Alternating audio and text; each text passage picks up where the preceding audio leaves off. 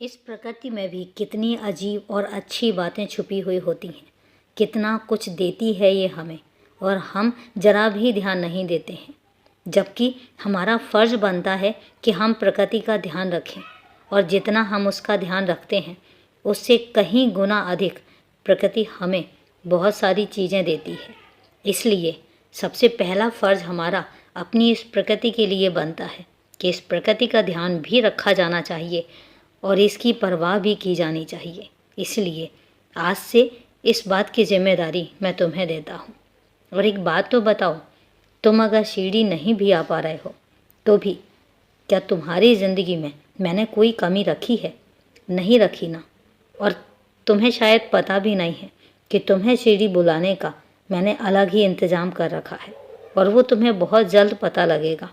मैं तुम्हें अपने अंदाज से बुलाना चाहता हूँ और तुम आओगे भी, पर तुम थोड़ा सा सब्र कर लो। बस थोड़ा सा वक्त है और उसके बाद तुम मेरी सीढ़ी पहुँचोगे।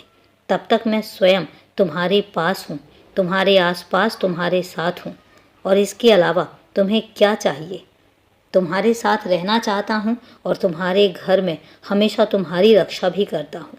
इसलिए इतना परेशान होने की ज़रूरत ही नहीं है, क्योंकि तुम अपनी तुलना किसी और से करते हो और ये बातें सही नहीं होती हैं। कभी भी अपनी तुलना किसी और से नहीं करनी चाहिए और ना ही कभी किया करो, क्योंकि तुमसे अधिक सफलता प्राप्त कर चुके लोग, उनकी अपनी एक जर्नी है, उनकी अपनी एक यात्रा है, जिसमें उन्होंने जो अर्जित किया है वो अपनी मेहनत से, अपनी कामयाबी से।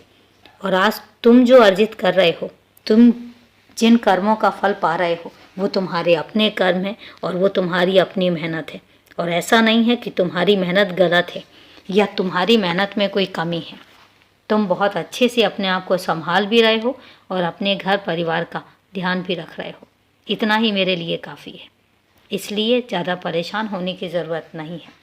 और अभी के लिए शुभ रात्रि मेरे बच्चे।